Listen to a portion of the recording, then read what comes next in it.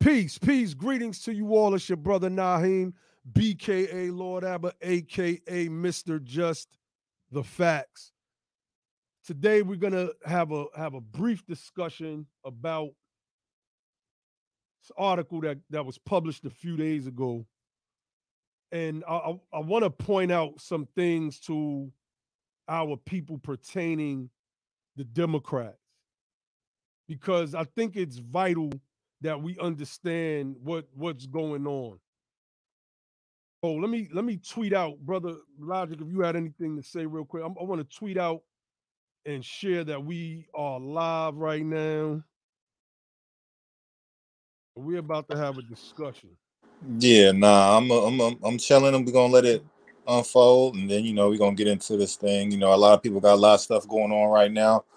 You know, it's a lot going on the Oh clubhouse yeah, scene at the moment. It's a lot going on everywhere. But oh if you yeah. got time to tune in, tune in. We're gonna get into it. That's right. That's right. So, fam, that's coming in. Make sure y'all hit the like button. Share this out. If you would like to support the platform, you can use the super chat. You can cash app us at Be the Power. You can also become a monthly contributor by using the Patreon. The link is in the description. So I want to I want to start this thing off by speaking to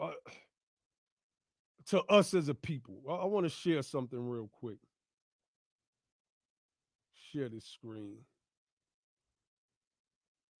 This is from the movie Glory, and this is Denzel Washington and Andre Brower. I think I'm saying that correctly. They play two distinct individuals in this movie. And the brother with the glasses was educated. I believe he was educated at an Ivy League school. He Yeah, he grew up with the captain who ended up becoming a mhm, colonel. Like they grew up Captain together Shaw as or something friends. like that. That's Yeah. right. So he felt that because he came up around them and he was able to go through their institutions and he spoke with a certain type of diction that somehow he would be treated any differently in this fight. And then you had Denzel Washington's character. He was the complete opposite. He's truly one of those uh, from the mud. You know how they say we get it out the mud? Like he was from the mud, particularly during those times of slavery. Peace, Sister Kelly. I see you in the chat. And these two characters were a contrast for the whole movie. But one thing was certain that the enemy was the same. There was no favoritisms. There was no it did because you were a professional quote unquote Negro that you somehow had any different uh, uh, privilege than anybody else. And at best, if you did, you were still just a lapdog to white supremacy. And we have to call it for what it is. And there's a reason why I'm going there and opening up with this particular analogy. Denzel's character was what we would call street today, what we would call hood today. The stripes that he has on his back today represents the many things that we have been afflicted with as a people, right? Prison, high incarceration, pumping drugs into our neighborhoods. I mean, this may be cliche, but it's still true. We didn't own any boats or planes. How did we get cocaine into the ghettos, all black ghettos all over the United States of America, and then was punished disproportionately for it in contrast to white Americans? So, like, this is a message that I'm putting out right now that it is going to take all of us together to fight the common enemy, because at the end of the movie, both of them had to go and fight and die on that hill, literally. They had to literally die on that hill. See, Denzel wasn't fighting for military glory and military honor. Denzel's character, I should say, had a purpose. His character was fighting for those that were still enslaved, those that were still brutalized, that were still poor and impoverished, those that bore the same exact scars that he bore. That's what he was fighting for. And yet they were in the same fight together. And this is something that we have to understand, right? So, shout out BTP, Mod in the building, brother Corey. Let me see. Rashawn Graham said the Democrats are against hashtag cut the check reparations. I'm now independent, no party. I am B1 to the fullest. We hold that same sentiment. I am not a Democrat or a Republican. I guess if independent is a party, I don't know. I guess I'm that, but I'm definitely no Democrat nor Republican. And over here we say F1, Freedman first. So I wanted to open up with that because I thought that I'd kind of send a message out there to those that think because they have some proximity to the Democrats, maybe, or even in our own little circles, that if they believe that Andre Brahman's character, if I'm saying, I could be saying that wrong, if they are indicative of that character and they're going to get the same treatment and mistreatment and still get looked down upon. And even if they were the quote unquote exceptional Negro that was to make it through, you still have millions and millions of us who will not. So we have to fight. Sister Kelly, let me pull that up. She said, my vote's for sale. It's that simple. And I think we may have to start taking that approach now, right? We've just been giving our vote away and we haven't been getting anything in return while everybody else has been getting everything in return. So I want to start with this article. I want to shout out to brother Chris from Sacramento and the NAASD, the Assembly. He shared this earlier on Twitter, and I read it, and it brought me back to some of the discussion last year around reparations and what some of the Democrats had to say back then. So let me share this screen so we can get into this. All right, so this is from the Hill, and the title says the Democrats debate timing and wisdom of reparations vote. Let me read that one more time. The Democrats debate timing and wisdom of reparations vote. There is never a time to speak about reparations. Never. Let's get into this and we'll provide some commentary. It reads, reparations advocates notched a historic victory this week when a House committee approved for the first time legislation to study whether Black Americans should receive restitution for slavery. Now those lawmakers want to vote on the floor. But while Democratic leaders in the last Congress had promised quick action on the reparations bill if it passed through the House Judiciary Committee, they're treading more carefully this year. You see, basically what this article is saying was, oh yeah, sure, yeah, we'll get it through. Man, once it passes the House Judiciary, we gonna make sure it happens. Everything goes, and we gonna get it popping, basically. We gonna make this thing happen. Don't worry about that. Oh well, now that it's in the House Judiciary, okay, well, hold up. And the article highlights this.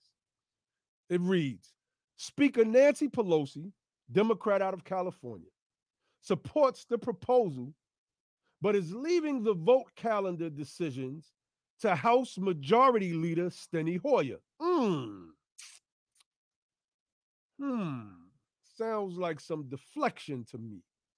I need to pass this. I don't want to be responsible for this. I don't want my name tied to this. I don't want the Republicans to use my name.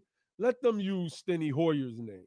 Hoyer suggested Thursday that the bill will reach the floor at some point, but stopped short of committing to a vote, saying instead that he would converse with Judiciary Committee Chairman Jerry Nadler. Oh, so they're playing hot potato with H.R. 40, kicking the can. Just kick the can around. Nancy Pelosi, nah, let me kick it down to Hoyer. I don't know if I'm ready to vote on it. Let me go holler at Jerry Nadler real quick. It reads, I'm going to talk to the chairman to see what we're going to do with it. I presume it'll get a floor vote, Hoyer said. Rep. Sheila Jackson Lee, the Democrat from Texas, the bill's lead sponsor, all but guaranteed the measure will eventually reach the floor, saying Democrats are aiming to stage the vote roughly 2 months from now to commemorate Juneteenth, the holiday marking the emancipation of slaves following the Civil War. I've spoken to all of leadership, Jackson Lee said. I feel very comfortable with where we are. Hmm. Let's pause there for a moment. Let me read that sentence again. Let me read Sheila Jackson Lee's quote. I've spoken to all of leadership, Jackson Lee said. I feel very comfortable with where we are. Well, the leadership, you got Nadler, you got Hoyer, and you got Nancy Pelosi.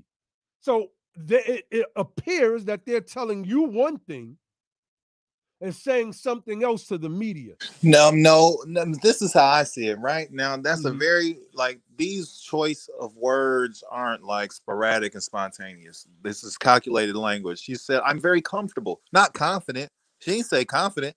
She could have said, "I'm very confident Mm-hmm. that the party leadership is going to express this thing to get a vote or on the floor." But that ain't what she said. She said, "I'm comfortable." Basically, I'm cool with it. Whatever they do. I'm cool. I'm comfortable. Politics ain't never about being comfortable. There's no pressure. There's no sense of emergency. There's no sense of expediency. There's no nowness in her language. Why are you comfortable? Huh? Why are you comfortable? This bill been around since for 30 years. And what you mean you're comfortable? You shouldn't be comfortable. You should be dead set on applying as much pressure to the I've talked to the leadership. This is another highlight on how the Democrat Party does not care about no type of black agenda, any type of transformative black policies, any kind of radical policies for radical change. They don't care about this. With this in particular, right?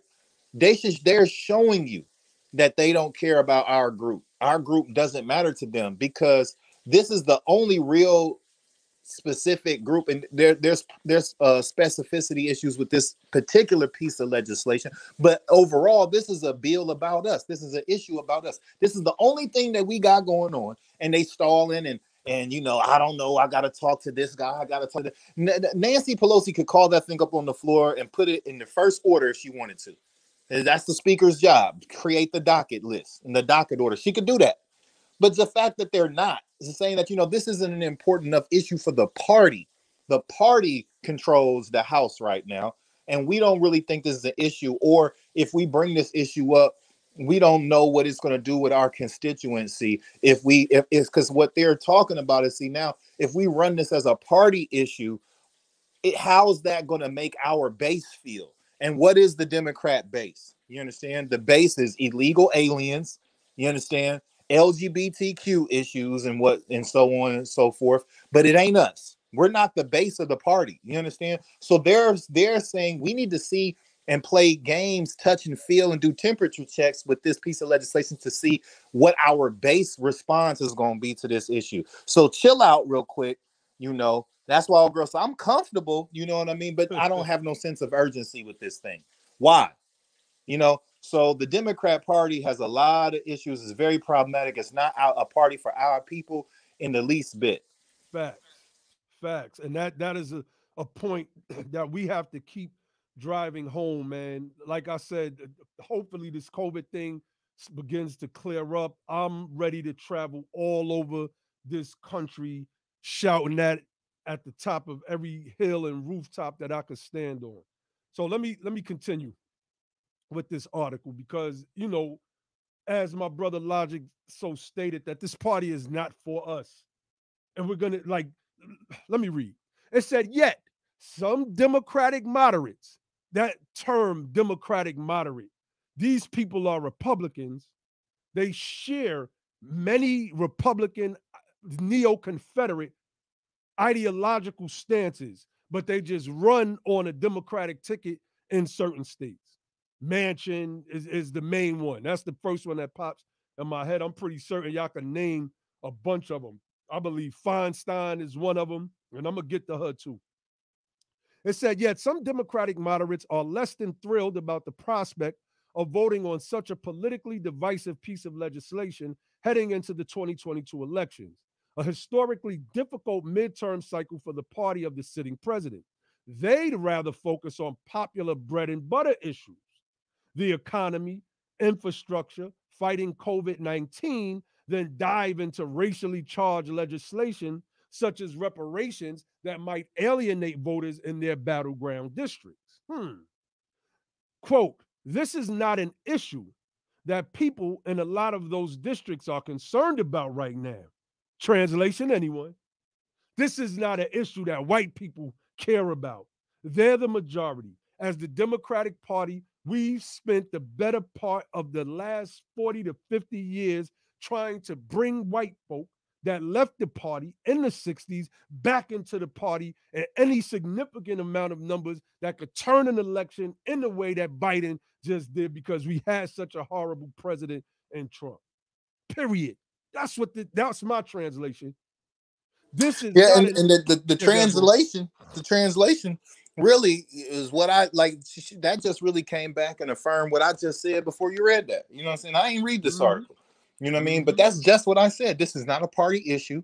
Their base isn't concerned with this, and and Mm-hmm. and it don't look good for their party line agendas.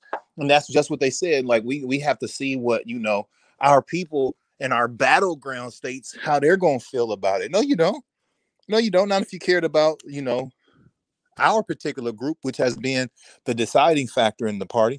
But that goes back to our political position of it's time to stop being satisfied with being able to swing a vote and take on a position where we can carry a vote, That's right. bringing us back to the return home strategy. You know what I mean? So this is what happens when they're using, other pathways, political policies to create another swing vote coalition to replace us. They're like, nah, we don't need to do nothing for y'all because we were always intended to be on the bottom.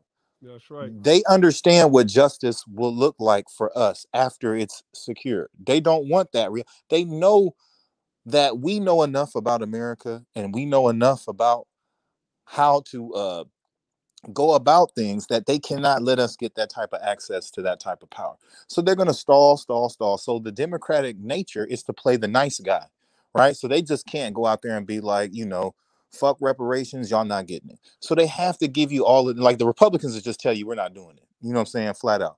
But the Democrats, they're gonna smile to you and say, "Oh well, it looks good. Let us talk and let's have some more Mm-hmm. conversations. Let us check with there and check over there. You understand? And wait, wait, wait, wait, wait. Same thing they told Martin Luther King when he wrote that letter from jail. He said, "Y'all keep telling us to wait, wait, wait, wait, wait, wait, wait, wait, wait, wait. Well, when is it gonna be a good time? You That's understand? right. We've been owed it since 1865. That's How the right. hell in 2021 it ain't a good time? What is we doing? What are we doing? That's right. That's right. So I'm gonna read a little bit more of this and then close this one out.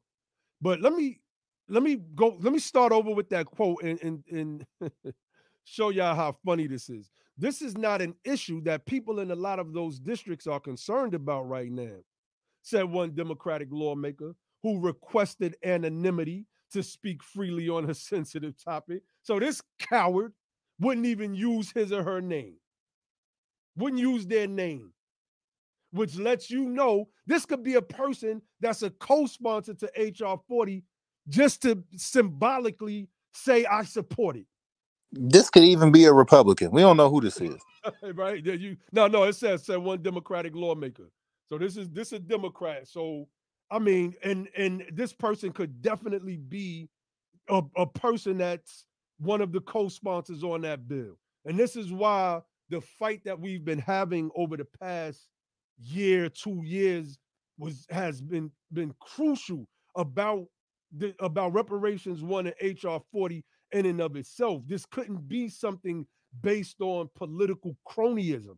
It had to be something that was serious so that when the time came, people wouldn't just co-sponsor the bill and then be afraid, I assume, that this person is co-signed. I don't know, but then can't speak and give their name freely. Corny. So this person says the number one issue that we should be tackling right now is COVID. Number two is COVID. Number three is COVID and getting out of the economic crisis, they added. Now, the number one issue right now on the Democrats' table, COVID is being handled. All American adults are eligible for the vaccine. Half of American adults have been vaccinated. Let this sink in for a minute. The number one issue right now is gun control. That has been in the news for the past week straight. It has dominated the Democratic talking points. But yet, It this always person, does. yeah, definitely. But this person says the number one issue that we should be tackling right now is COVID is being tackled. There's no Oh, infusions of cash coming into poor black neighborhoods. Well, how are we tackling that? so How if could that we? time, but my thing is Mhm. COVID, COVID, COVID. But look at what y'all doing with COVID. Y'all trying to give people who are not even citizens COVID relief funds and money, They no, stuff they're that not trying. They yeah, they giving did it it. to But yeah, you're them. right. You're right. They did it. They did that. Y'all are giving Word. people, y'all calling illegal aliens, people who are in this country illegally. They have not come through any naturalization processes. They have not. They're not refugees who have been processed. And so you have benefit. I just want to talk about this COVID thing one real quick because this ties in, right? You got citizens, tax-paying citizens, people who are full allegiances to this country who have been denied COVID benefits because of child support, because of suspended license, and things of that nature. But you're giving a whole group of people without documentation and without citizenship. You don't know if they got kids that they're not taking care of. You don't know what their situation is. You don't know if they got warrants for their arrest wherever they come from. You don't know any of that. But you're giving them. Y'all done came out with millions of millions and millions of dollars of stimulus money for to make life easier for them. Where you got people right here that can't get access to the money.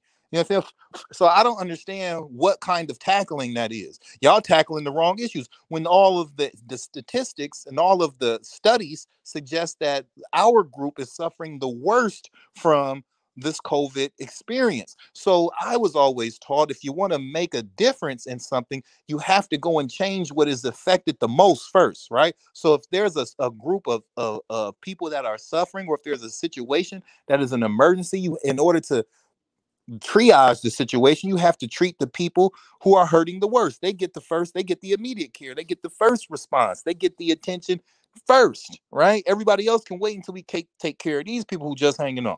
That's our group. But they done skipped over the most affected group and started doing for stuff for people who ain't even supposed to be here. That's right. I have a problem with how y'all are tackling COVID. And you're saying you don't want to deal with nothing else but COVID. And I'm looking at how you're dealing with it. And you're saying you just want to do more of that. Well, we don't want you doing none of that. We don't want you doing the shit that you did now.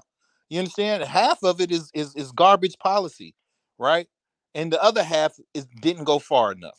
So I want to say that right off the bat. The way y'all are handling COVID is criminal. Indeed, indeed. I'm gonna get through this last little piece and close this out. And I want to bring up some more examples, man. It says managing the reparations debate will require a tricky balancing act from Democratic leaders. The reparations concept is popular with the base, particularly the African Americans, who fueled a large part of Democrats' election success last year when they won control of the House, the Senate, and the White House. Come on, family. So this writer is pointing out the fact that this concept is popular with the base, particularly the African American base, right? And it gets into the George Floyd, Dante Wright, et cetera, et cetera. But here's the here's the anonymous Democrat. It says, yet heading into 2022, Democrats also don't want to provide any political ammunition to Republicans who are already hammering President Biden for the migrant wave at the southern border and proposed tax hikes to pay for new infrastructure spending.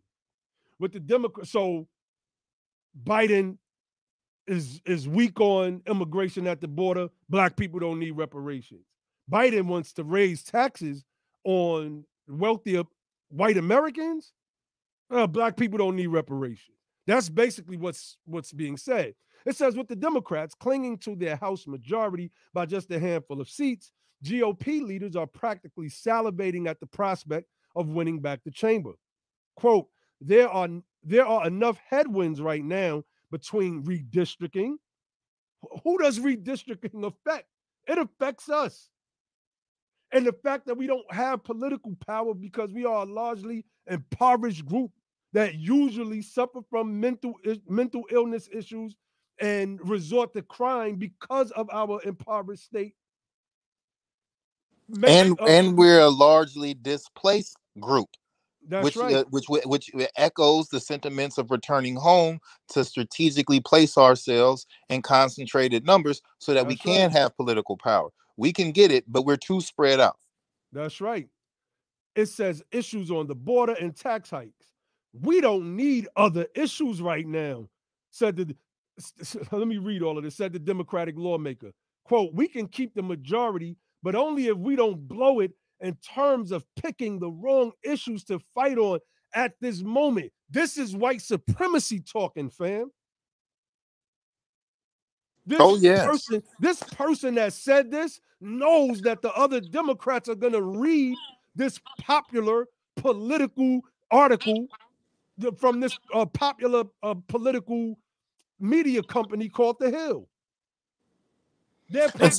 And they know that we don't offer political consequences. So what this individual is saying in essence is, look, we got the nigga vote.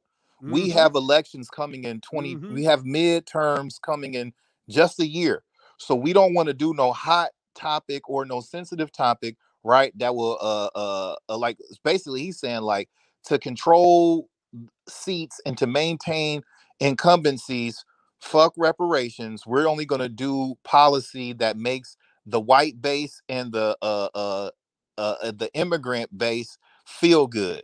And then like that's going to always be the recycling narrative, because it's always going to be 2 years from an election year. It's always 2 years from an election year. So they're going to keep being able to recycle that and recycle that same excuse. Oh, no, we got election year. We got an election coming up, right? Because after 2022, guess what? They're going to be preparing for 2024. So they're going to say the same thing. No, we can't do that. We can't do that. It's a presidential. Now it's a presidential election year. We really can't do that. We can't afford to not get Biden and Kamala reelected. We have to. Nope, we can't do that. So then they're going to keep recycling this shit to you, man. You know what I'm saying? So we have to smarten up and say, you know what? We're going to offer you a political consequence for your failure to respond to what we demand and what is important in our lives. So they say, we don't care that you all are suffering the worst. Even Bernie Sanders highlighted it in his campaign and didn't have no specificity. He was talking about the gap of income inequality, right? We're not even talking about the wealth gap, right? We just talking about income inequality.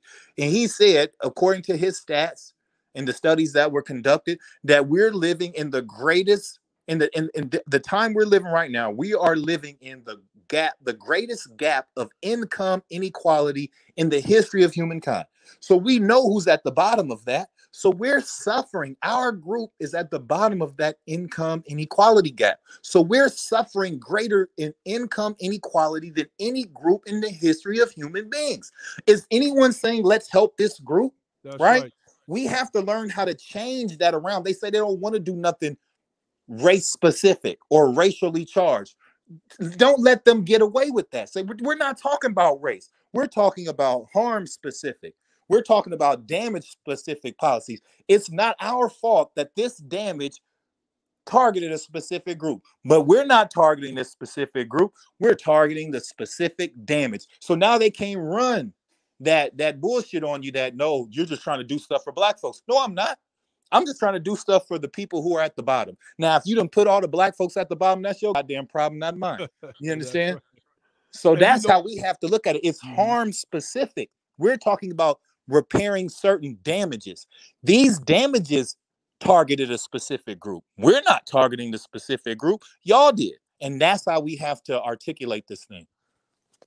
But Josh, before you come in, I want to say I, I couldn't find anything on this, but it is said that oh man, these people been playing us for so long, man. It is said that after in 1988 we get the Civil Liberties Act, right, where the Japanese received reparations for being placed in internment camps during World War II. The very next year, family, the very next year, John Conyers introduces H.R. 40. It is said that Conyers and other Democrats, black Democrats, were told, don't make this an issue yet. Who was running for the president? It was somebody was running for presidency. I can't remember the exact. I don't know if it was the midterm or the presidency, but they said, "Well, just just wait a minute. We don't want to touch on that." When Obama when he made his first run in 2008, reparations it came back up again. It bubbled up. Black president, reparations. Same thing was said. No, don't bring it up now. Just don't y'all chill on the reparations talk. Let's get the man in office and then we'll work towards some policies. The man got in office and been crapping on reparations ever since. Ever since. Now let's not talk about that right now because we got midterms coming up in 2022. But that didn't stop. Reparations was the hottest topic outside of Donald Trump himself in the last political cycle. That didn't stop Joe Biden from getting elected, family. Now they're saying we got midterms coming up and we don't want to lose the House. Brother Logic said it best. We do not offer any political consequence. And because we do not have political power to offer the consequence, outside of just being a captured voting bloc, then they get to run all over us. And white supremacy and the Democratic Party gets to keep making those types of statements. Forget about what black people want or what they need. We have other issues that are at stake here, and we need to maintain our power because we have our own machines when it comes to lobbying, when it comes to corporate interest, et cetera, et cetera. And some of those corporations do lean left and do lean right, depending on who's in office. That's all it's about, man. We got to get clear on that. And we have to come up with a real plan. One thing we got to get clear on, and I don't hear enough people saying it. I hardly hear anybody saying it. Nobody, when people say the government is broke and that we can't pay for this, nobody is doing the homework to rebut that. That is absolute falsehood. Yep. And everybody by now should be able to come with the appropriate response, especially when it comes to programs, even like tactfully, when they start to say that, even when the Democrats say, we have to tax the rich to pay for infrastructure on the border, right? Those are politics. That's games, right? The United States federal government, the Treasury and its fiscal agent, the US Fed, has monetary sovereignty. They can fund whatever they want to fund. All they need is the votes. They don't need the money. They have the money. You understand? The money they created. They have the special power to create the money. They do not get their money from the citizens. The citizens get their money from the government. That's right. Understand that and stop letting people skate with that bullshit. Talking about the government's already broke. Even in the markup session, you had the representative. I forgot where he was from, but the Confederate, everything in his tone was Confederate. You understand? He was a whole Confederate out there, and everybody let that man slide. Well, the government don't have no money and all of that. The government doesn't have money that it doesn't first take from the citizens. That is absolute false. That is a lie. The government spends way before it taxes and borrows. And the government doesn't borrow in any foreign currency. It only borrows in its own currency. So it only owes itself. You understand? Monetary sovereignty is how U.S. fiscal operations function. Stop letting people tell you that they have to tax to fund programs on the federal level. That is not a fact.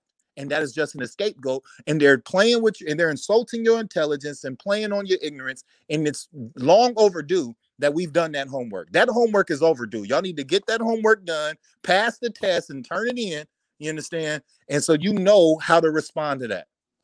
Because that's going to be their number one pushback all the time is we don't have the money. Facts. Facts. Josh, go Yeah, ahead, bro. and getting them to admit to that, that's a tall task, because when they have to admit to that, then that's going to open up for them to have to explain away why they can't do a whole lot of things, and it just goes to echo the fact that it's not dealing with um, fiscal constraints. What it's dealing with is lack of political will and political balls. These people either they're devils or they don't have any political balls, and they don't want to put themselves at risk to losing. So here's where we go back to our back home strategy, right?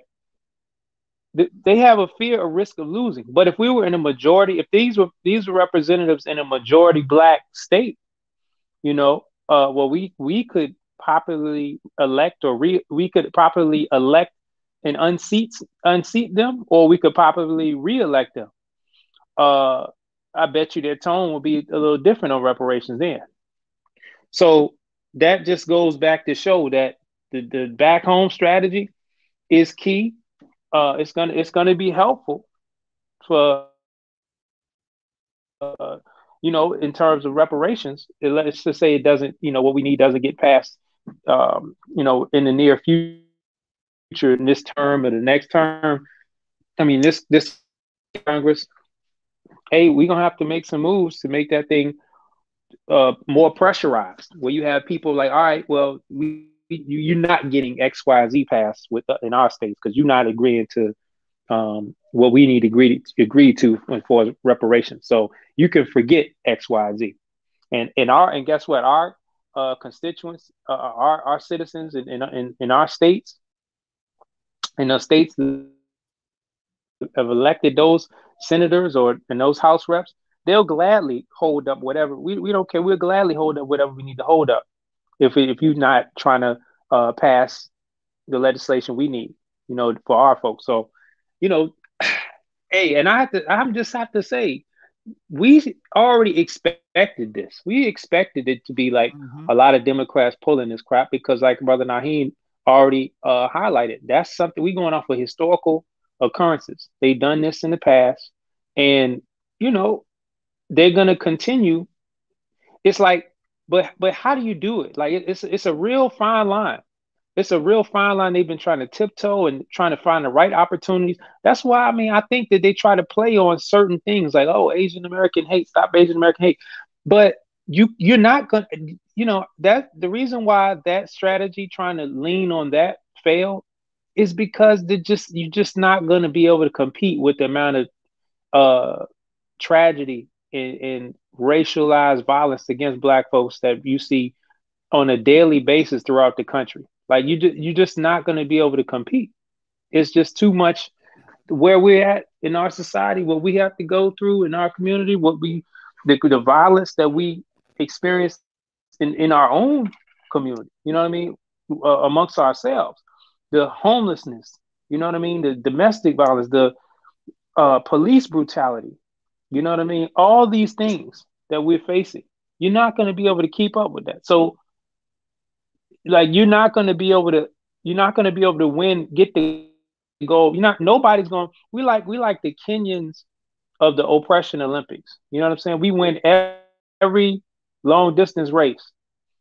When it comes, if you want to do that oppression Olympics, you're not gonna get the gold medal. I'm sorry. So Democrats, you're not gonna be able to use another group to try to say, oh, well, what they're doing just as bad as Black Americans or worse than Black. No, it's going to keep coming back in your face. Look, we at the bottom. You haven't fixed it, so you can't expect the results to be any different. And so, I mean, we just gonna have to expose these people. When anytime they speak up and speak out, well, we don't need to do that. That's going to be divisive, and you're dividing the country. Look, the country already divided, like Brother Logic said. We didn't do the damage. It was. We're not talking about. We damage was done specifically to our group, to our families, and we're trying to get policy that's going to be targeted at correcting the damage. not It's not Black targeted policy. It's policy targeted at, So just so happens. Yeah, you cut out. You cut out, brother Josh. Um, yeah, you wanted to say something, brother Logic? Yes, I just wanted to, combine what he was saying in addition to what Josh was saying. That's exactly right. We're not talking about, see, that's another game that they play. We can't do racially charged policies and racially focused and race based, but no, that's not what we're talking about. See, I preach on this platform all the time that government is the game and politics is how it's played. Now you have to play this game of government better than that, right? Government is the game. Your politics, when you see that, you have to have the proper response. The proper response is, well, we don't believe in that at all. So take that from them. We don't believe in doing race based policies, and we don't do racial focused stuff. We're doing damage focused, right? We're focusing on damage. Now, if fixing this particular damage, because we're smart enough, we're researched enough to tailor make our justice claim the way that we have, we know if we target the history of the damage of redlining, of convict leasing, of sharecropping, of chattel slavery, of 80 years of public subjugation under Jim Crow. We know that that's already targeting a specific group of people, but we don't have to say that. All we do is target the damage and say we're repairing this damage.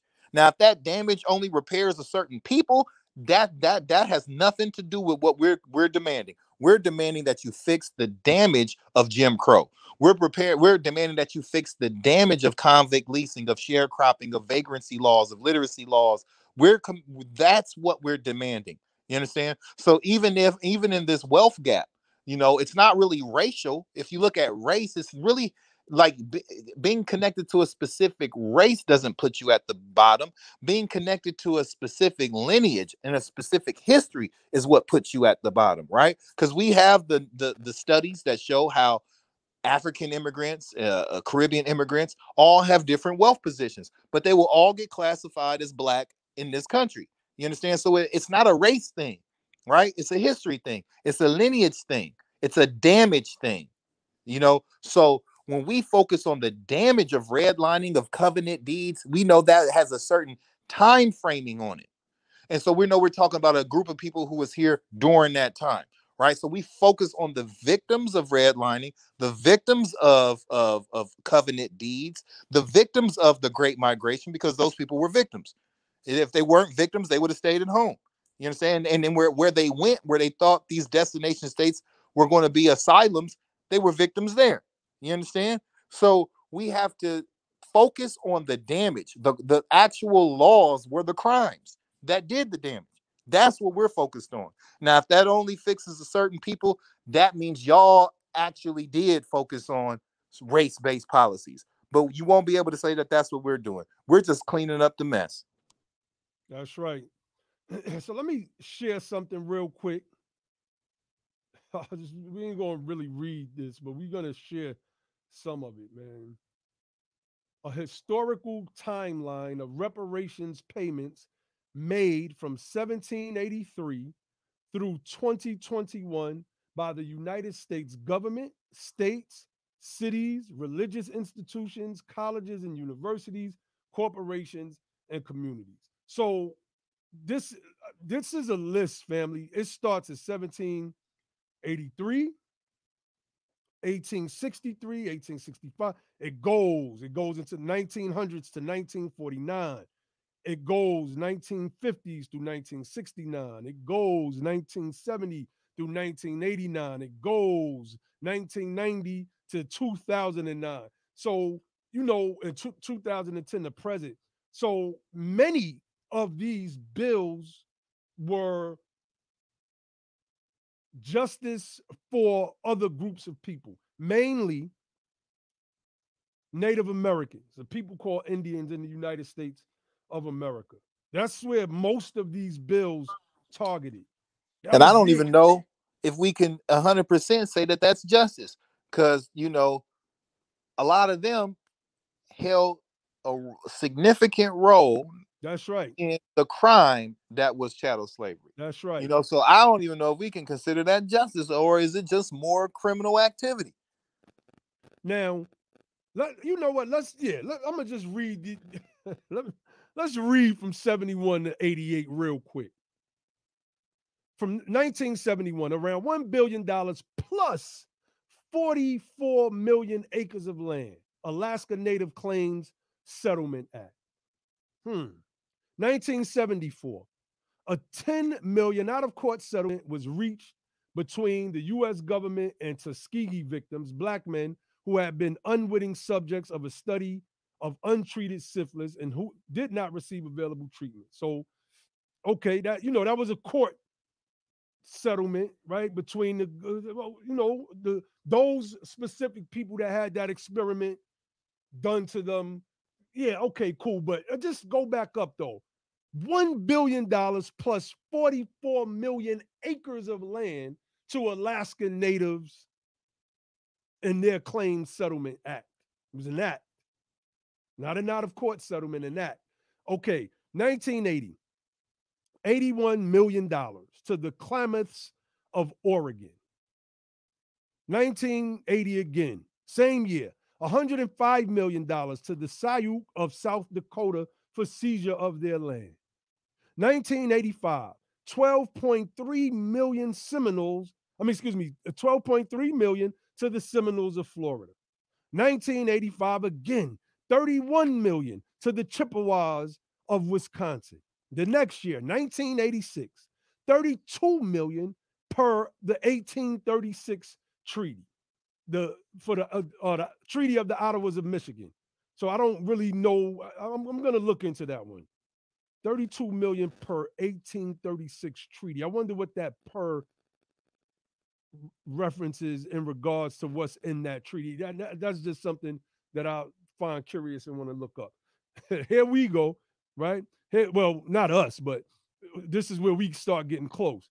1988, Civil Liberties Act of 1988, Ronald Reagan signed a bill providing $1.2 billion, $20,000 a person, and an apology to each of the approximately 60,000 living Japanese Americans who had been interned during World War II. Additionally, $12,000 and an apology were given to 450 Unangans, Alawits, for internment during World War II, and the $6.4 million trust was created for their communities. And they keep telling us they can't do anything race specific. They keep telling us that. Again, I spoke to this earlier. The next year, let me read it, 1989, Congressman John Conyers, Democrat of Michigan, introduced Bill H.R. 3745, which aimed to create the Commission to Study Reparation Proposals for African Americans Act.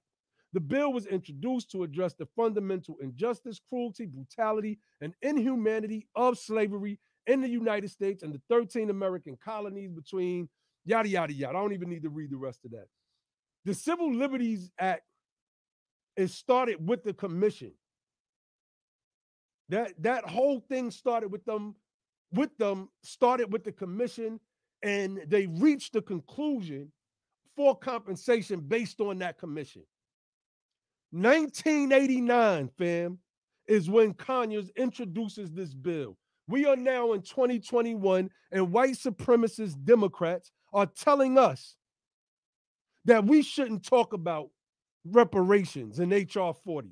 We should tackle raising taxes, or try to combat Republican talking points because they're attacking us on raising taxes and the border and all of this other stuff. And we keep sinking. What's below the bottom? It's death. You getting buried. We getting buried 6 feet under. We're just going deeper and deeper and deeper into debt with every and that's why generation. And that's a very important history you just laid out, and that's why HR 40 must pass. And we have to put and gather up all the energy and pressure we can to get HR 40 passed. If HR 40 doesn't pass in its present state right now that it is in, that's a failure for all of us. You understand? I don't give a fuck if you don't like in Cobra or if you got issues with NARC. It ain't about that. You understand? This is the furthest any reparations legislation has gotten. You understand? Since 1865. There's a lot of work that needs to be done. HR 40 must pass. It's not a matter of if you like HR 40 legislation. The legislation within HR 40 is not what the reparations legislation or program and project is going to be built on. It's going to be based on the proposals that come out of the study. You understand? That's right. And there's a lot of work that goes into that study. There's a lot of different tactics and strategies and approaches we can use to impact that study and the commissioners of that commission. You understand? But HR 40 must be passed. We played our game. We had our issues with the legislation as it was read. We got a couple things out of that. Right? They made a little bit of specificity saying U.S. African American slave descendants or something like that. I'm summarizing. And they came up with a deadline of 18 months. Now, nobody gets every damn thing that they want. In the politics, you don't get everything. You know what I mean? We had 6 major edits on that thing that we wanted. We got a couple of them. Now it's time to move forward. This is the next phase. You can't get stuck there. Markup session is over. Now we have to put all our power and energy behind getting the thing passed. It must pass. This ain't an option. Everybody should be talking about past HR 40. You understand? This is not personal. This is business for our people. We have to get it passed. You understand? And then now your job is to focus on one step.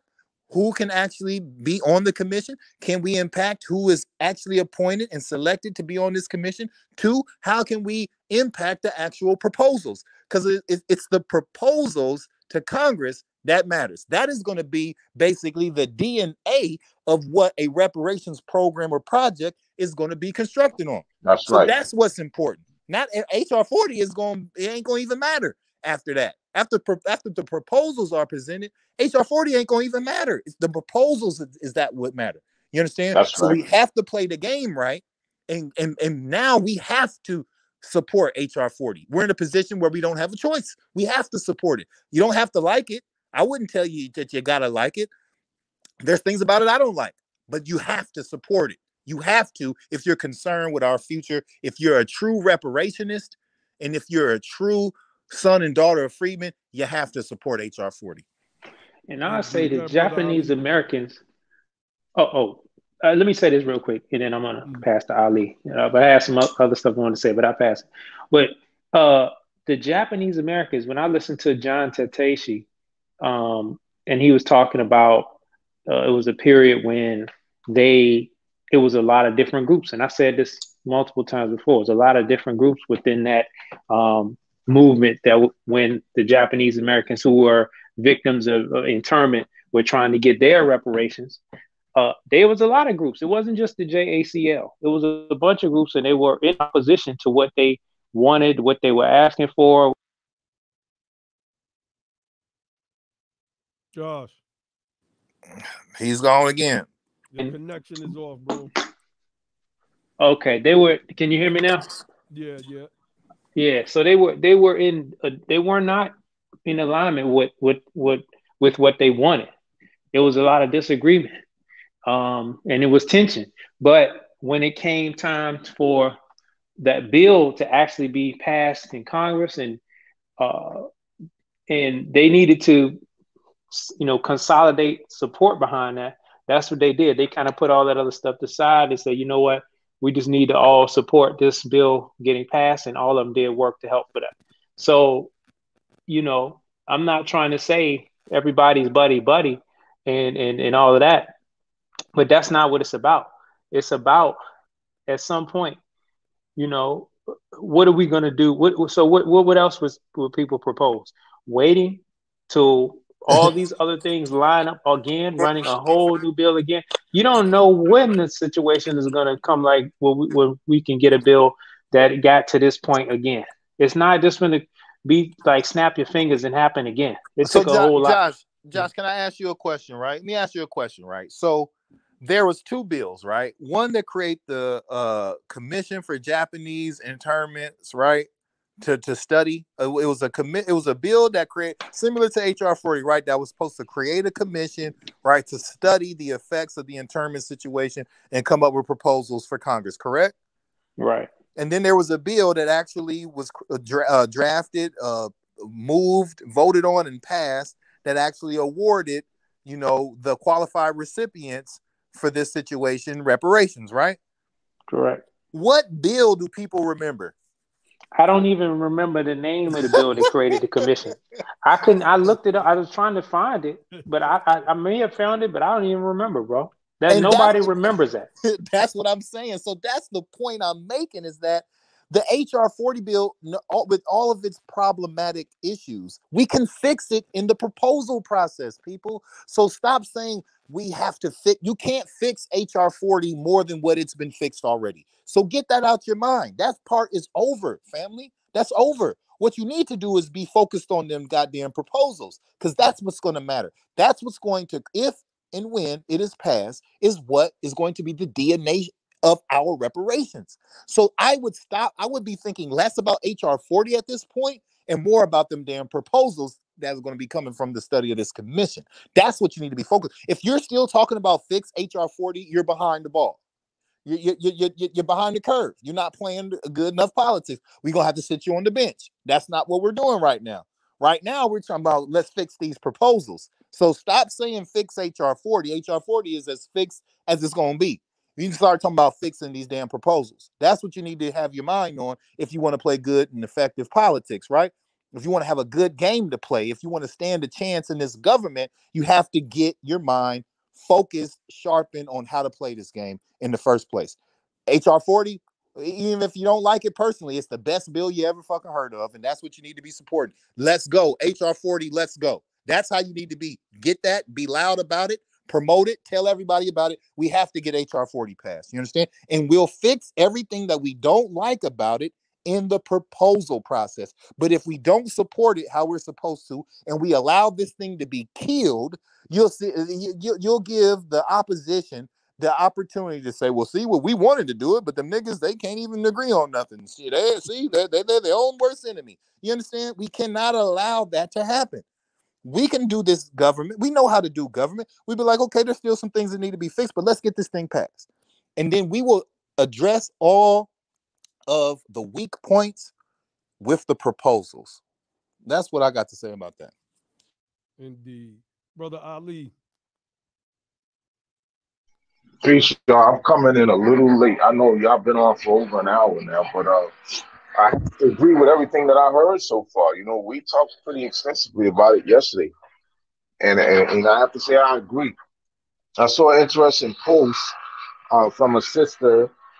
Yes, I think it was yesterday in our Facebook group about these Democrats who feel like this is the wrong maneuver at this point in time, and it just really made me think.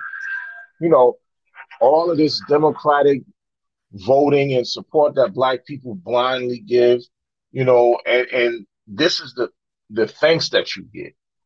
This is what you get in exchange for that. This type of sentiment. The fact of the matter is, like so many have been saying, the Democrats largely aren't any different than the Republicans when it comes to really trying to fix the state of Black America. They really don't give a damn. They really don't give a damn. Y'all have to pardon me because I'm where I'm at. They're doing a lot of construction, so I don't know if you guys can hear that, like drilling and stuff. So, Yeah, but it's coming through. yeah, I'm gonna mute back out. All right, all right. I So I can hear him good though. no, we heard you though, but we could hear the drilling, but we definitely heard you loud and clear. But I agree with him though. The Democrats Hmm. is just like the Republicans. They're largely white and they're largely racist and they largely don't give a fuck. And they That's all right. got that in common. I mean, and I think our people need to know that it has. I ain't gonna say never not been like that. You know, you go back to the radical Republicans back in them days. I don't know if they were racist, but I can say that they fought tooth and nail for us. Many of them fought tooth and nail for us. Alexander Stevens was like a political John Brown. You know, I was There just reading. wasn't enough of them. And racism, racism has to be understood in the way of analyzing power, right? And who and the share and where the shares of power are. So you may not be a hateful person, but your racism may not flare up that way. You just may think that, you may just disagree with the treatment of somebody. And a lot of people confuse racism with treatment, right? You had certain individuals who were absolutely racist, but they didn't treat you bad, but they did not believe that you should share the same kind of power that they have. You know what I mean? And many of the radical Republicans were of that same vein. They didn't agree with the institution of slavery, but they also did not agree with being equal far as political and economic power is concerned with our group. So they still is equally as racist, you just not equally as evil. And we got to understand that. Indeed. So let me pull up this article from last year. It's another Democrat. This is off moguldom.com. Dianne Feinstein, she's another popular Democrat, moderate, centrist, old devil. She's devil to me. And the headline reads Dianne Feinstein on reparations. Some things are just better left alone. Democratic lawmakers acknowledge that slavery was the original sin of this country's history. But some just want reparations to go away. Think about what I just read. That article just came out 3 days ago, including Senator Dianne Feinstein. This article is from last year, January, who has an estimated net worth of 58.5 million. I'm so glad that in this article they brought up her net worth. This white woman, Feinstein, which is a Jewish name, which means she's not foundational. I don't believe, if I'm just to take a quick guess, to this country. She's not foundational here. Her great grandparents or grandparents, because she looked old as dirt, came here at some point. She's probably second generation American, probably worth 58.5 million. It says in June 2019, author Ta-Nehisi Coates testified on reparations for the descendants of slaves at a historic Juneteenth congressional hearing. The Hill asked several Democrat and Republican leaders at the time what they think about reparations in an article published June 26, 2019. Not all were willing to comment, including Senator Jack Reed, the Democrat from Rhode Island, who said no comment. Let me see. Feinstein, the senior Democrat on the Senate Judiciary Committee, says she understands why Coates and other thought leaders are calling for reparations, but warned the issue is divisive. Yeah, they understand it, but they just don't care about us.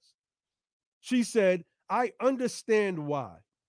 I also understand the wound that it opens and the trials and tribulations it's going to bring about. What? Some things are just better left alone. And I think that's one of those things, Feinstein said, according to The Hill. This is a major blemish on American democracy that has lasted for over 100 years now, Feinstein said. It's not going to change, and we have to learn from it. And I think we have. So let me give my interpretation before I let my bros chime in on this. I understand why, she said, why we're fighting for reparations. I don't think she knows the wealth data, or maybe she does know and she just don't care. She's a white supremacist. Anybody that thinks the way she thinks, to me, I'm calling them a white supremacist. She says, I also understand the wound that it opens and the trials and tribulations it's going to bring about. Some things are just better left alone. And I think that's one of those things. So we are bleeding, we're hemorrhaging blood, we're bleeding profusely. White America, with its calcified wealth, that calcification, which really is what a scab is, right?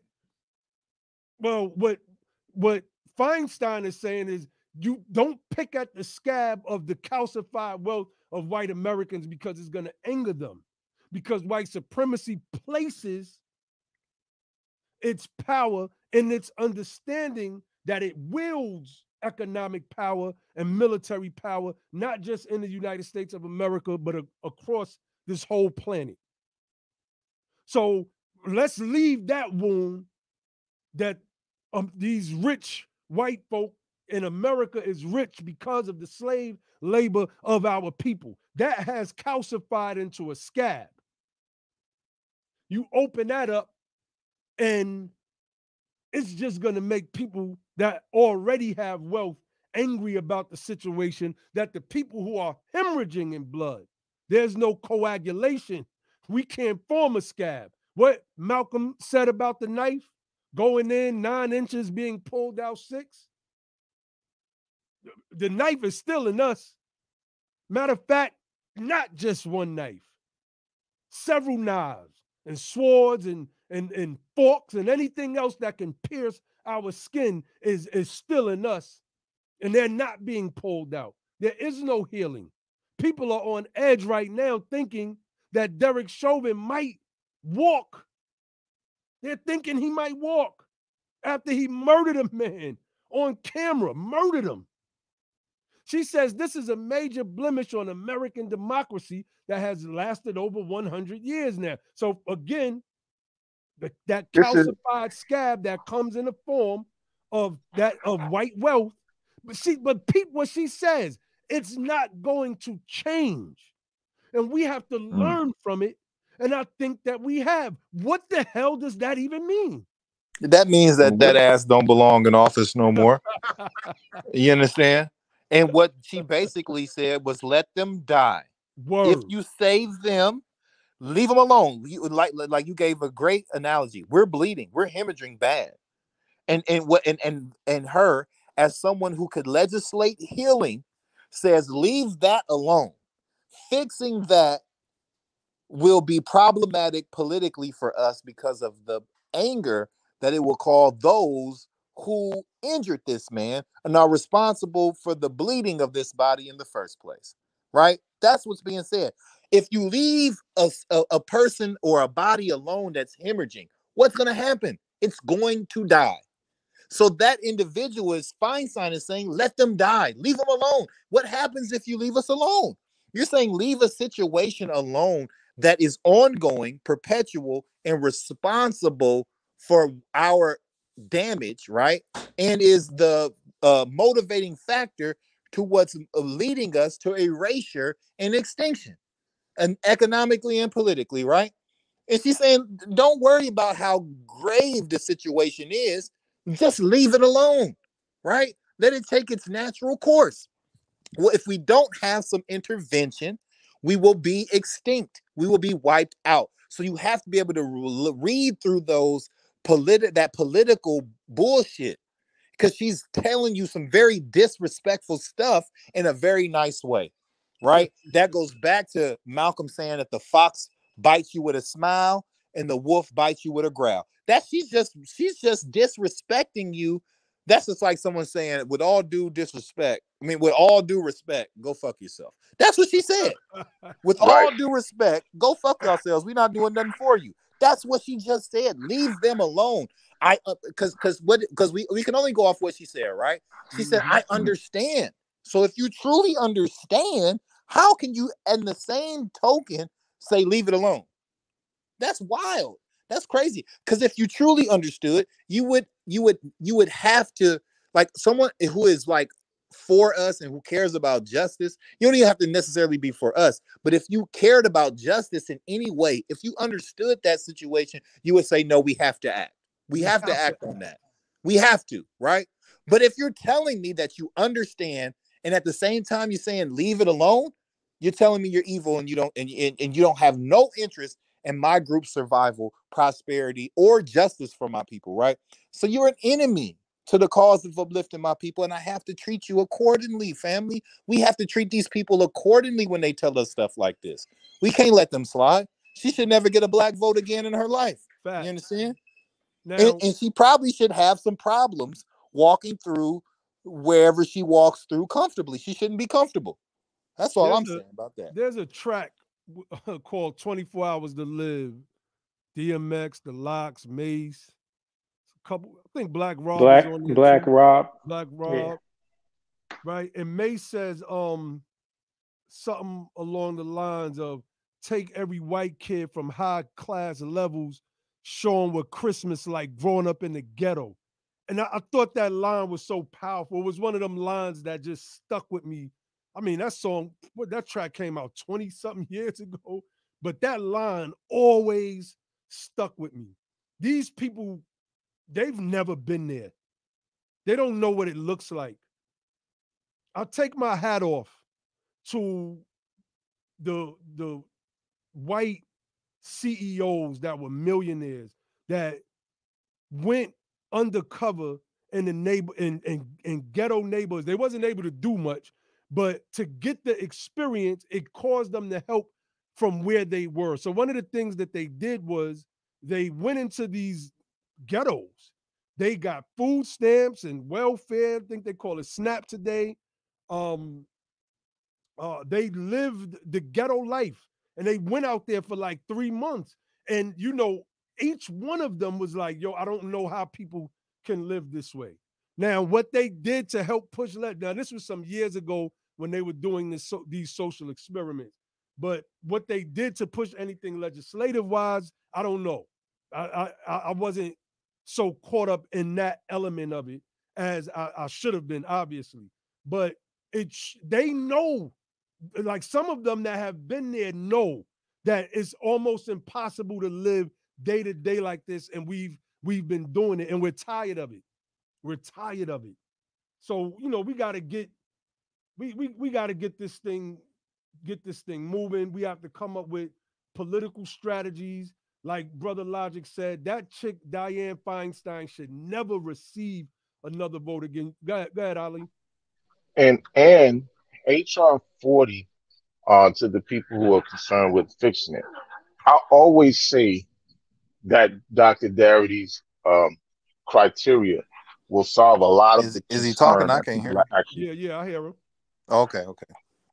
Oh, yeah. Dr. Darity's criteria will solve a lot of the things that people are concerned about. If we can get that criteria as part of any reparations proposal or any reparations legislation that actually transpires, that will solve a lot of the concern that a lot of people, particularly coming from the ADOS, foundational Black American communities, are concerned about in terms of who all would be the eligible qualified recipients. So that's the thing to me, and I've mentioned that on a number of occasions. His criteria is, to me, really important in terms of what people are actually concerned about. Yes, I agree. Indeed, Brother Josh. Yeah, I wanted to just say something because I was thinking about saving this point from for another program that we're going to do in the near future in regards to a certain in regards to a certain TV series, right? But I saw a post on Facebook, and it was talking about the Black middle class life or whatever, and in the past and the future. And I just have to encourage everybody just to go and research. Dr. Darity and some others did a study. It was called the subaltern middle class. It's basically showing how most of the time when they talk about the black middle class. They're talking about like income, but that's the trick when they get you to talk about income, because income, it doesn't account for the generational um, costs that you have to deal with having all your family wealth deprived and all of that kind of stuff. And so when you look at the middle class with income, you might be making 60,000, 100,000, but you're not going to live in the same neighborhood as somebody else who has $1 million of wealth. You know what I mean? Because you might have 20,000 or zero. So what we find is that if you look at middle class as being 100,000 to up to 500,000 in wealth, because that's really what the middle of American wealth is from American standards, then you see, all right, Black America is only 10% of that. We only have 10% of that. And when you look at the top 80%, I think which is like 1.1 million, we only got 4% of our population in there. So when you want to look at like, are we good? No, we're not good. Like, we're not good. We're bleeding. We're at the bottom. You look at income, you look at wealth, look at all of these factors, look at the middle class. We're largely non-existent. I don't care what kind of car you're driving or what kind of salary you're making on your job. You probably are not middle class. And I don't even care about what you made on cryptocurrencies this week, because what you made, putting your little $1,000 or 10,000 in, what do you think the people who had $10 million in wealth to put in, and that was just going to be a small, chunk out of their wealth, or $1 million or 500,000 to put in, their returns are going to dwarf yours, and they don't have to blast it on social media, because that's I mean, when you look at the .com boom, the wealth that was created through that .com boom, it may have been a few of us that had some stocks or something like that. I have one family member that was working in Silicon Valley and benefited. He was one of the few that ate on that. But if you look at the vast majority of the group, where are all the Black tech billionaires? Where are all the freedmen tech billionaires, large tech CEOs? We don't see them. You don't see them. They don't exist. And that just goes to show that this is not something that can get done outside of politics. This is not something that can get done outside of politics. It has to be a political focus, to make sure reparations is getting done. Let me ask you a question. So you trying to tell me I can't use Pan-Africanism ideology to get this done? If you want to be Pan-Africanist, that's your business. But leave that out of politics, because all that's going to do, if we already got these people that are going to be trying to raise all these issues about, all Black folks want damage. You just got here in 1990. That's the same stuff we've been saying. That's how you kill a reparationist movement. And if you think about it, if you are trying to get reparations done in whatever country, Jamaica or Guyana, or I don't know, wherever you're trying to get it done, it has to get done in America. And you're not going to get it done in America trying to put that ideology into it. It has to be American centered. It's just not the place for that.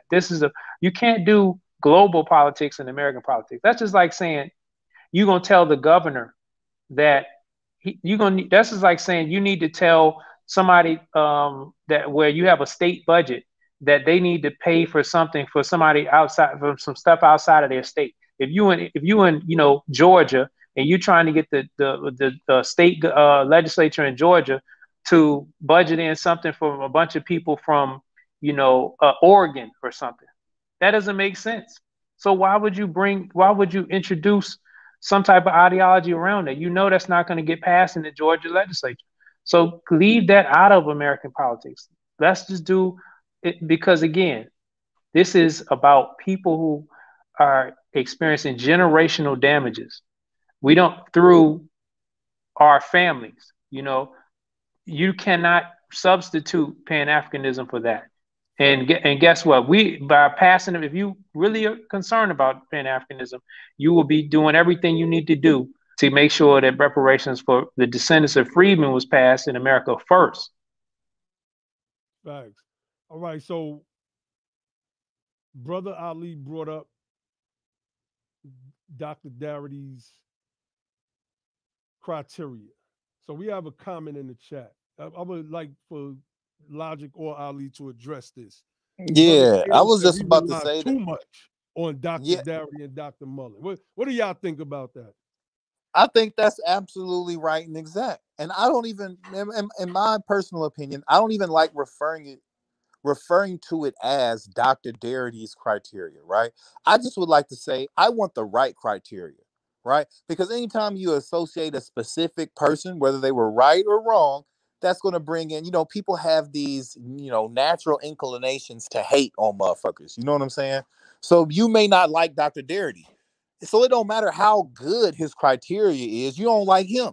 So now you like, let's throw the criteria away with the man I don't like, right? That's just one example of why I don't like associating certain good things. Like I always talk about the fiscal operations of the United States government, and I talk about it in a very specific way. It's popularized by another name, but I don't never use that name, and it's for specific reasons, right? Because when you go in about things that way, you bring in the stuff that comes with it, right? And there's a lot of things that come with it just because of the nature of people and how people react to certain individuals in certain ways you do things, right? So I don't feel it. I just want as a reparationist, I want the right criteria. And if I identify Dr. Darity's criteria as being the right criteria, I'm just going to promote the criteria. This is the criteria that we need. You understand what I'm saying, right? And then when I look into proposals and when I suggest proposals, I'm going to suggest a criteria that is rooted in those same type of requirements. I don't really have to, keep mentioning this man. You know what I mean? Because that in certain tactical situations, that could do more harm than good, depending on how many enemies this individual has, right? So in other words, you're saying you're avoiding polarization so you can get the desired result. Yes, I'm just trying to use sound, and I'm not. That's I didn't even think of it that way. But I wasn't consciously trying to avoid polarization. I just want to use the best information and stay away from individuals. I'm all about the information, not really about the individual. You know what I mean? That's what I really am about. You know what I mean? So because I've had it, and I know all you brothers on this platform have seen it too many times, where it really doesn't matter how good the information is. If someone has a problem with the individual, everything's then went all to hell. Because I've ran the experiment, and I've seen the experiment even with the Affordable Health Care Act being done on social media, where I can tell you the same thing Brother Josh will tell you, or Brother Ali or Naheem will tell you. And because you don't like me, you'll say, hell no, but you know it came from me. And you'll say, hell no. But if I just go use the information, right? You'll be like, I agree with all of that. But then you'll be like, oh, but this came from the same dude that you said you didn't agree with. You know what I'm saying? So like the human nature is weird. So I like to stay away from individuals as much as possible and stay focused on the information. As long as the information is right and exact, you really don't have to kind of uplift. Now don't get me wrong. I am all for acknowledging people for their hard work and dedication and honoring the people who deserve to be honored.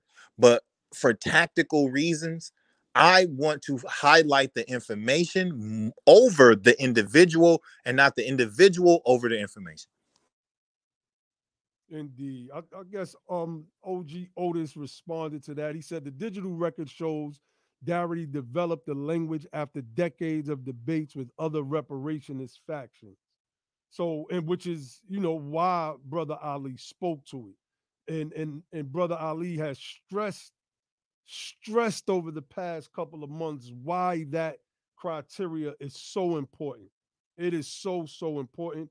I was on Clubhouse Friday night, and I said basically what Brother Logic said earlier about HR 40.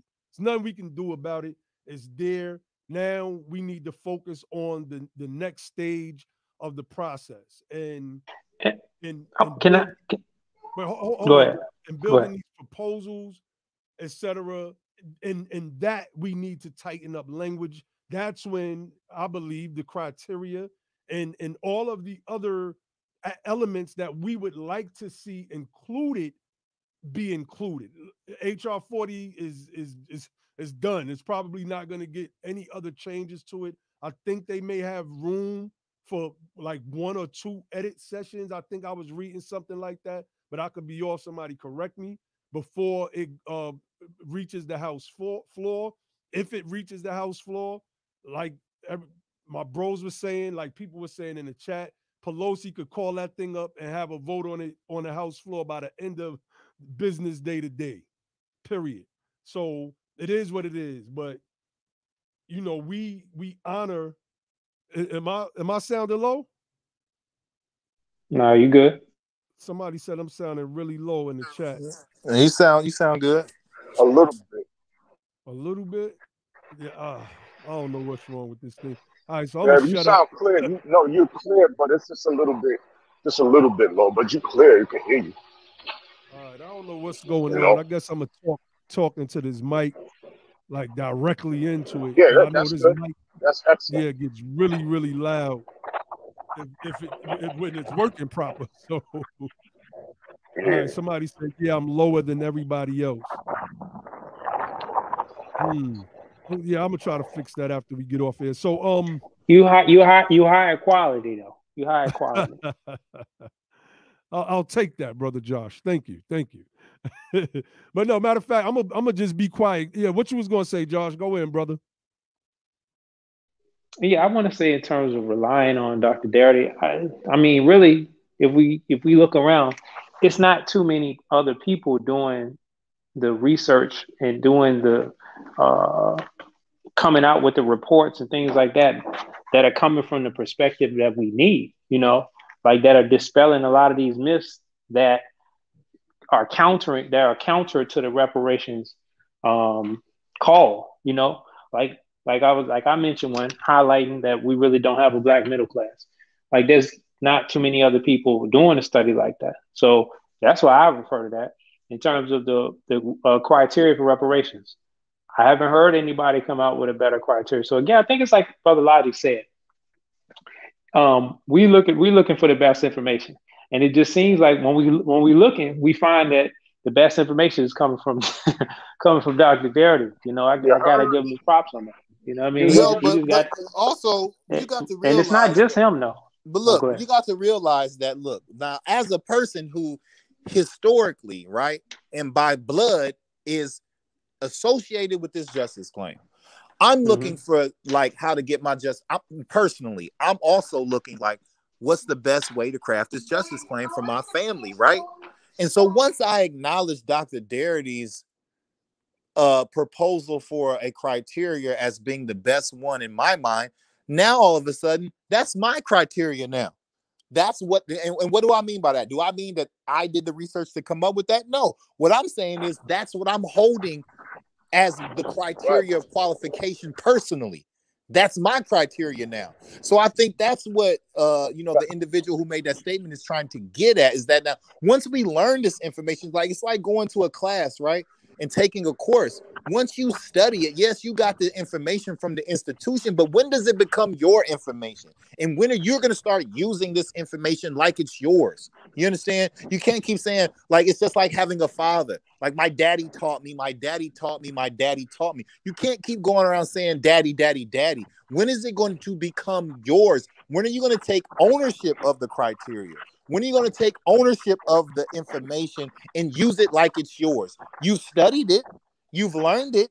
Now, when are you going to take ownership of it and use it like it's yours? You understand? Because even though the great brother, Dr. Darity, labored hard and came up with that criteria, I've accepted that as my own criteria. So when someone asks me, well, what is your criteria? I'm gonna spit the same requirements. Verbatim. That's right. Verbatim. You understand? Because that's my That's criteria. the Freedmen's reparations requirement right there. Yeah, that's my criteria now. So I've adopted that as my own criteria. I'm not saying I'm take credit for the work, but it's mine. You understand? Because that's the criteria that I'm upholding. So it's my criteria. You know what I mean? Same thing with the wealth data. I didn't have to do all that work. But now that's my information that I use. It's mine. It's in my war chest. You know what I mean? I didn't have to make I don't have to manufacture the Glock. But I said, you know what? I like the Glock. That's my weapon of choice now. This is our information of choice. This is my criteria of choice. I'm choosing this information. You understand? So now it is mine. I'm taking ownership of it. So now we don't have to lean on Dr. Dirty so much as we have a responsibility to study the information and accept it as our own and use it. That's how I look at that. Excellent way to look at it. How does my mic volume sound? Is it the same? It sounds good. Sounds good to me. Oh, it's so hard to determine because it's, I don't know, man. This thing is just... Nah, it sounds good, bro. It sounds good. All right. But yeah, I think Logic got an excellent way of looking at that. It's an excellent way of looking at it. You know? It is, you know, when you start dealing with logic and reason, things become clear. Fact. You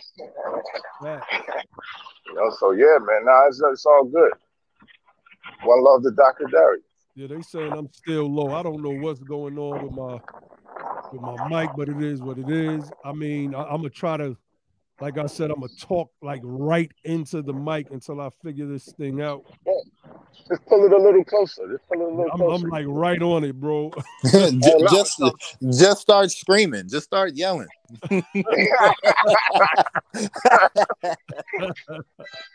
It's so funny when we first started streaming, I used to listen to the playback, and that's exactly what I used to be doing. I used to be like, damn, why am I talking so loud? Because I didn't feel that the mic was picking up my voice. That's hilarious. Nah, you good, man. I hear you clear. Yeah, we just wanted to jump on. I was gonna play some clips, but I wanna go through one thing real quick. Like I said, I'm talking right into the mic. So somebody said you're about to marry it, huh? Pause. Look. Yeah, that was wild. Treasury to invest $9 billion in minority community. And y'all know I bring this article up all the time, right? But it's the person that they highlight in this article, right? This sister right here. What is her name? Sunshine Force. Now, she's a Caribbean, I believe she's either Caribbean born or her parents are from the Caribbean. And many of these Black-owned businesses in Brooklyn are Caribbean-owned. So it's not us. Hell yeah.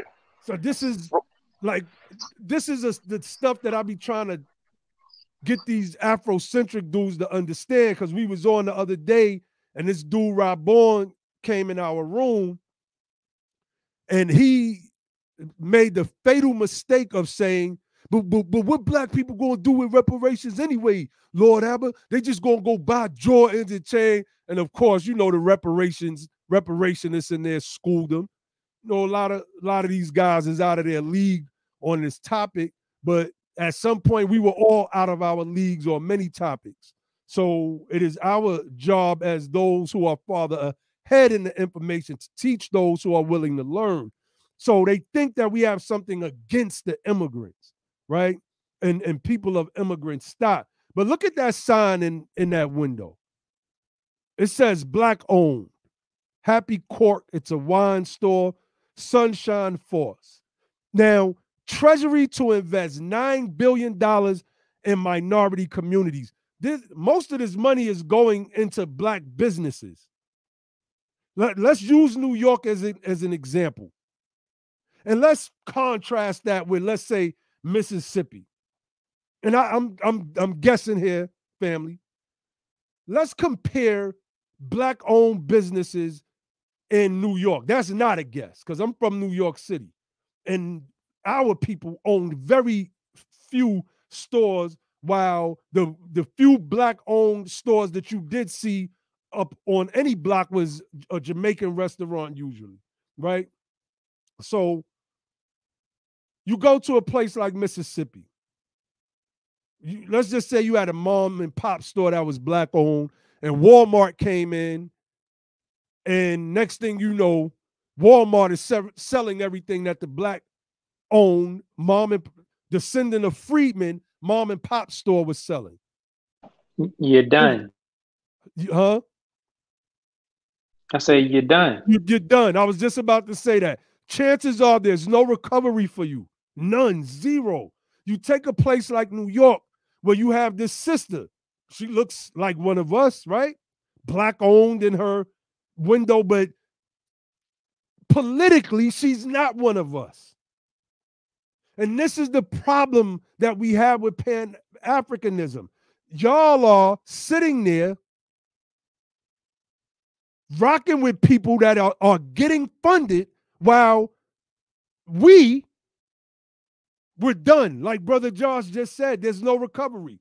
So then you use the antidote and say, yeah, but I know that sister out in Brooklyn, Sunshine Force, when the Treasury Secretary passed that $9 billion, they gave her store such and such amount of dollars, and she was back on her feet, and her store is clicking right now. But what happened to that spot in Mississippi? Because it's still done. You don't understand the arguments because you don't understand politics at all. You don't know what's going on. It's not that we're against immigrants. We're just pro us. We're for us. This whole program has been dedicated to showing you all that the Democrats don't care about us. They just don't. They want to do everything for everybody but us. When it comes to giving other people stuff, well, let's look at it. I keep bringing this up. $31 billion to Native Americans in the last COVID relief package. $31 billion. But when it comes to black people, let's not talk about doing stuff for black people because that might hurt us politically. We might lose seats in the midterm election. Might make white people mad in 2022. All that goofy shit. Might make them good white folk mad. Let me say this, right? Logic Supreme is totally against immigration right now. 100%. And I don't give a fuck how nobody feels about that because it is contrary to the national interest and my political interest as a specific group. Fact. It is not helping me at all. So, and guess what? That's not nothing crazy. You understand? Immigration is not a right. It's not a constitutional right. It is a privilege bestowed upon by the citizens. And why should the citizens bestow such a privilege if it goes against the natural interest of that individual's specific group? That's just intelligence. You understand? I'm intelligent enough to be against immigration at this time. We've had enough immigration. You understand? What is the impact on immigration on the everything that is American? You understand? So now you have to look at things like that. See, we haven't been able to look at things as American long enough. You understand? Because somebody told you that you wasn't American. Somebody told you that you wasn't a citizen, and we were foolish enough, hurt enough, depressed enough, dismayed enough to believe that. So now we've taken on these things that we should care about and say we don't care about them. It's not our business. Let everybody else do government work but us. And now we have to deal with this bullshit. You understand? Immigration is an emergency situation for sons and daughters of freedmen, period. I don't care how you feel about that. It's the reality. It's the reality. It's not personal. I don't know Jorge. I don't know whatever Polish individual that comes. I don't know them personally. I don't have nothing against them personally. Politically, you are contrary to the advancement of my people in every sense of the term. For jobs, for wealth, for economics, for politics. You are in contrast to my people. So I can't support that. And I'm not locking arms with nobody that don't lock arms with me. I don't care about that. And as a freedman, you shouldn't care about it. We have not had a time where we have been 100% about our interests. We are scared to even be full-chested about our interests. We thought, well, maybe we got to include these people. Who was included in 85 years of lynching? Who was included in sundown towns? Who was included in 80 years of Jim Crow? Who was included? You understand? Who was locking arms with that? Understand what we need to do at this time and execute. Stop making excuses. Stop feeling sorry for our damn selves and start executing. Doing the American business, understanding the language of America, speaking the American language, and doing American politics. We had enough examples. We've been here long enough. We know how America works. Stop playing around and get to business. All of this let's We Are the World, hold hands and sing songs hasn't gotten us nothing. You know what gets you somewhere in America. And everyone listening knows what I mean. You know what the American way is. Get to business. Yo, logic. We all right. So they're about to read the Chauvin trial, the verdict. So I'm thinking about ending, Well, pull it up. Just pull it up, and we just keep going. Well, I wanted to kind of end it and then bring everybody back, so we won't have like we'll let this string stand alone. All right. Yeah, so it won't be crazy long and shit. Yeah. You know, and then we just going off into two different topics under one title. So, family, we're gonna end this stream, and then we're gonna broadcast the verdict in the Chauvin trial. So I'm gonna create a new room. Let's end this stream. Let's be back here in like 5 minutes, man. All right. Somebody say, oh yeah, no, they ain't all right, fam. Peace.